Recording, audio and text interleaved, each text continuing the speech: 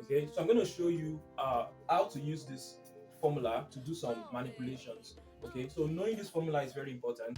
Hello everyone and welcome back to this channel. Today we're going to be looking at the properties of a binary heap and how a binary heap can be represented on the computer system. This is the fourth video on priority queue. So if you haven't watched the previous one, I'm going to put the link to the previous videos on priority queue in this video description so that you can check it out. Okay, so without any further ado, let's continue. Right, so before I go into the properties and the representation of a binary heap data structure, there is something I want us to know. Okay, now a priority queue is usually implemented with a binary heap data structure since it provides the best possible time complexity. Okay, so this is why most times we implement a priority queue using a binary heap. However, I must emphasize that a binary heap is not the same as a priority queue. Okay, a priority queue is an abstract data type, meaning that a priority queue tells you how the data type is expected to behave. Okay, how it is expected to behave, right? While we use a binary heap to implement that behavior. Okay, so these are two different concepts, right? Okay, so you can decide to implement a priority queue using another data structure like uh, unsorted list, for example, but that won't give you the best performance. So that's why we go for binary heap most times. So this is just to clarify the fact that a priority queue is not the same as a binary heap. All right, so now we can continue. Okay, the heap data structure can exist in different forms. Okay, I know I've been mentioning binary heap since, but we actually have different types of heap data structure. So the first one is the binary heap, which is the most common. Okay, then we have the Fibonacci heap. Uh, then we have the binomial heap. I recommend this one if you want to perform merging. So if you want to merge two heap data structures together, I advise you go for a binomial heap. It gives you a good performance for that operation. Okay. Then we also have the pairing heap, which is another kind of heap data structure. So you can check this out. And if you want me to make videos on these four data structures, I would make a video on that. But for now, we're going to stick to the most common and the most used one, which is the binary heap. All right. So now to the main focus of today's video. What is a binary heap? Okay. So a binary heap is a complete binary tree that supports the heap property. By the way, the heap property can also be called the heap invariant. Okay. Now, if you pay close attention to this definition, there are some key points that we have to pay attention to. The first one is that a binary heap is a complete binary tree. So, question: what is the meaning of a complete binary tree, right? Or what is the meaning of a binary tree? Okay. Then the second key point that we have to pay attention to is the heap property. So the binary heap must support the heap property. So what is the heap property? So I will start by explaining the meaning of a binary tree. Then I will move to the meaning of a complete binary tree. Then finally, we're going to look at the heap property, okay, or the heap invariant. So now let me explain the binary tree. Okay. So what is a binary tree? A binary tree is a tree data structure where each node has two children maximum. Okay. So what does this mean? I will explain with this example. Okay. So if you check this node over here, right, it has two children, 6 and 12, right? And if you check 6, it has two children, right? It has two child nodes, right? If you also check here, 12, it has two child nodes, okay? So we can only have two children if the tree is a binary tree, right? So we can't have something like this because at this point, this node has three children, right? So we can only have two children. So that is the first uh, thing to pay attention to here, which is the binary tree. So let's take a look at a complete binary tree. What is the meaning of a complete binary tree? Okay, so a complete binary tree is a type of binary tree where every entry level is filled except possibly the lowest level in the binary tree. So what does this mean, right? So I'm going to explain with this example over here.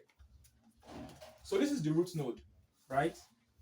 And we expect just one node at this point. This is the parent node, right? The root.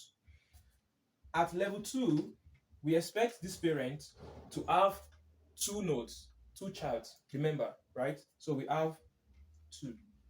Okay. So now at the third level, we expect each of these two to have two nodes, right? So we expect four nodes at this point. So we have four, right? So you can see that every level is filled.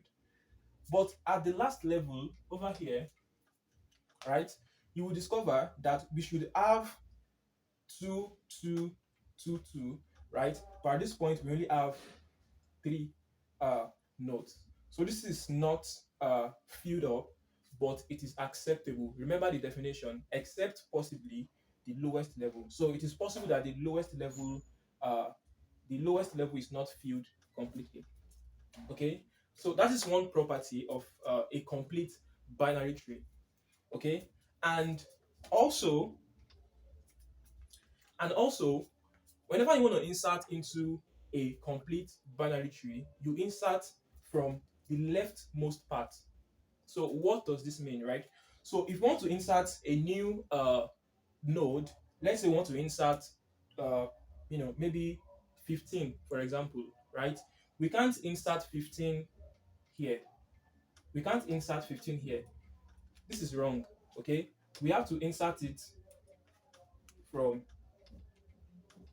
here. Okay, right? Then if you want to insert another one, we have to insert it from here. So I hope you get the concept, right? So we have to always insert from the leftmost part if it is a complete binary tree. Okay, so uh, I hope the concept of a complete binary tree is clear to you now.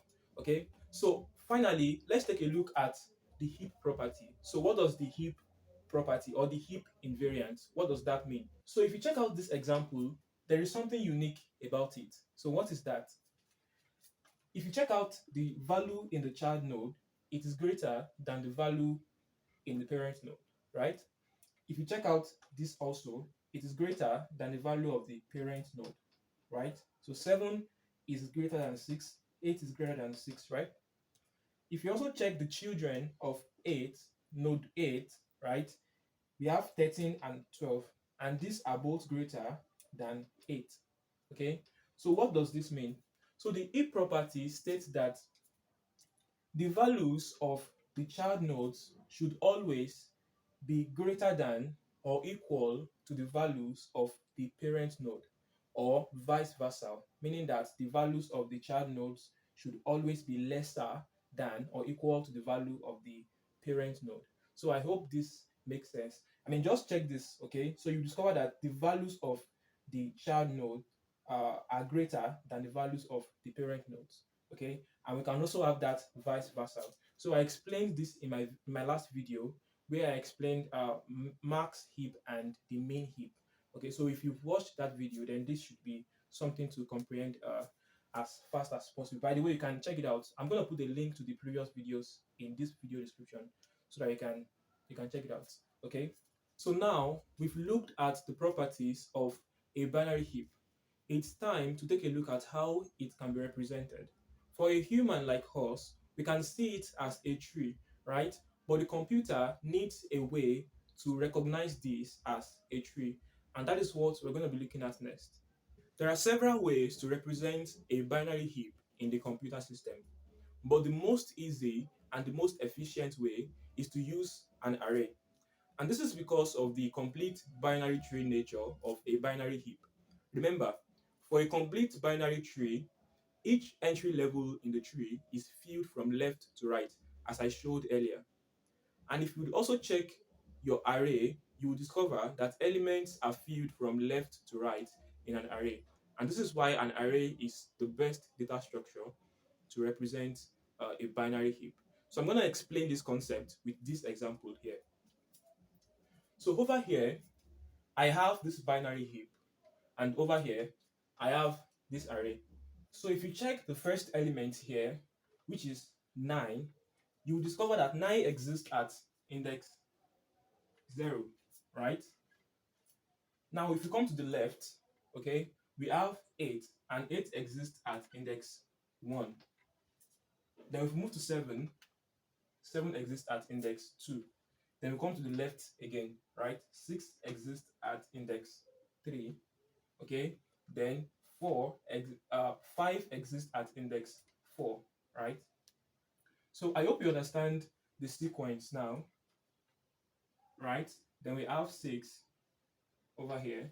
So like that. So this is one thing you should know about representing a binary heap with an array. Okay. And as you can see, this is because we are using a complete binary tree here. We are filling from left to right. Now, the second thing to take note of here is that this arrangement makes it very easy to deduce the child node, the position of the child node from the position of the parent node. And you can also deduce the position of the parent node from the position of the child node. I know this might sound confusing, so let me give you an example. So assuming we have a formula that looks like this. So let I be the parent node index, right? To get the left child of that parent, that is going to be 2i plus 1. And to get the right child index, that is going to be 2i plus 2. So let me give an example, right? So in this case, the position of the parent node is 0, right?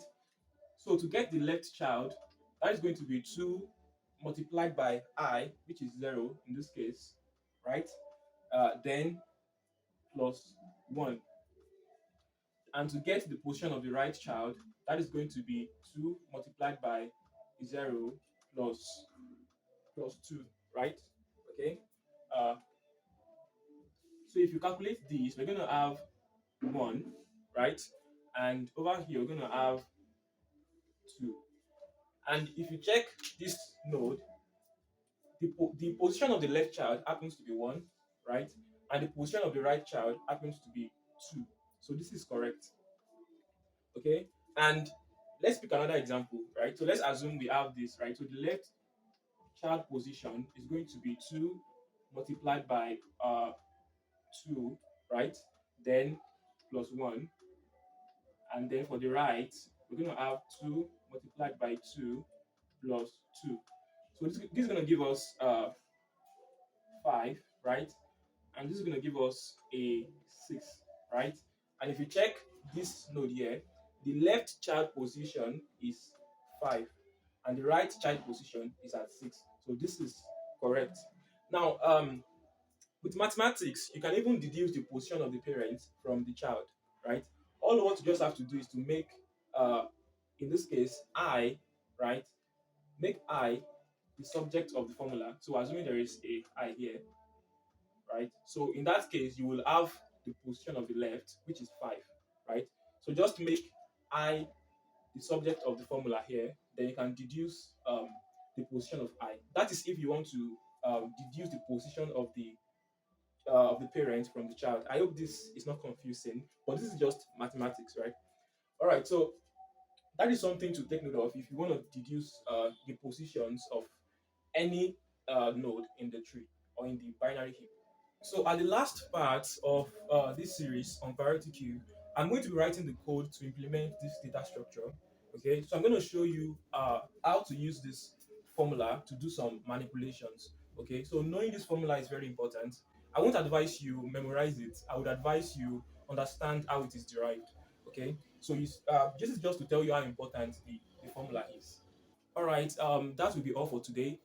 Please, if you love the video, make sure you subscribe to this channel. That keeps me going. And please subscribe, okay? And if you have any questions, suggestion, or doubts, put this in the comment box. I will definitely respond to that. See you in the next video. Bye.